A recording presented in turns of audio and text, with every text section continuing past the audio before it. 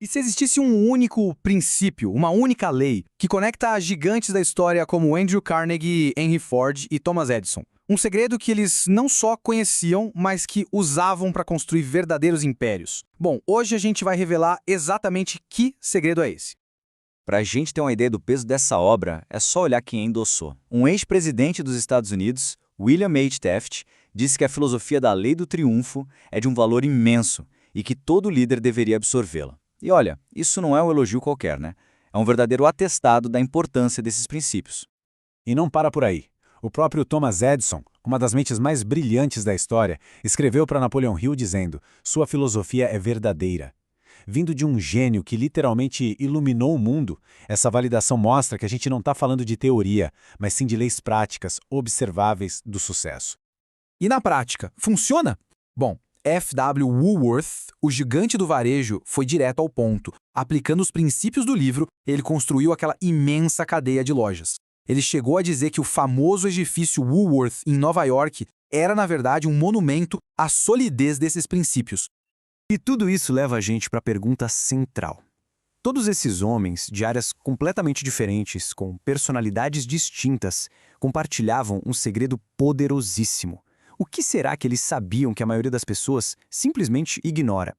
A resposta, na verdade, está na origem de todo esse conhecimento. Vamos voltar lá para o comecinho de tudo. A descoberta desse segredo não foi um acaso, não. Foi o resultado de uma missão épica, uma verdadeira jornada em busca da fórmula do sucesso. A história toda começa com Andrew Carnegie, que na época era o homem mais rico do mundo.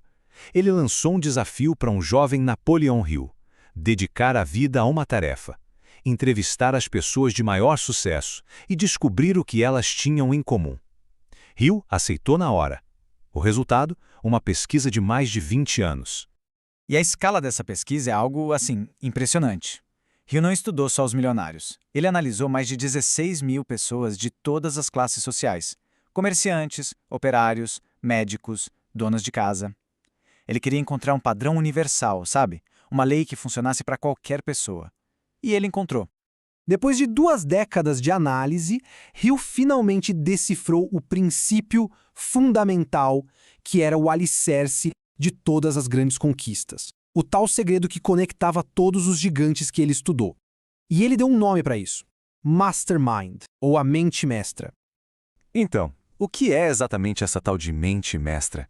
A definição do Hill é bem precisa. É uma mente que surge da cooperação harmoniosa entre 2 ou mais pessoas, que se unem por um propósito definido. Mas atenção, não é só trabalho em equipe, não. É algo bem mais profundo. Para simplificar, pensa assim: quando 2 ou mais mentes se conectam em perfeita harmonia, elas criam uma terceira mente. É uma força invisível, intangível, mas que é muito, muito mais poderosa do que a simples soma das partes. É uma sinergia mental de verdade. Mas como isso funciona? Bom, Hill explica usando uma analogia genial, a da química mental. Do mesmo jeito que elementos químicos reagem quando se misturam, as mentes também reagem quando entram em contato. E essa química pode ter 2 resultados bem opostos. De um lado, uma aliança harmoniosa, baseada num propósito comum, gera a mente mestra. Ela multiplica o poder e atrai novas ideias. Do outro lado, o contato antagônico, cheio de atrito e discórdia, simplesmente desintegra o esforço e garante o fracasso. Ou seja, a harmonia não é opcional, ela é essencial. Ok, tudo isso soa ótimo na teoria, né? Mas e na prática? Vamos ver agora como esse princípio construiu alguns dos maiores legados da história moderna. Henry Ford, Thomas Edison e Harvey Firestone, 3 nomes que praticamente definiram a indústria americana.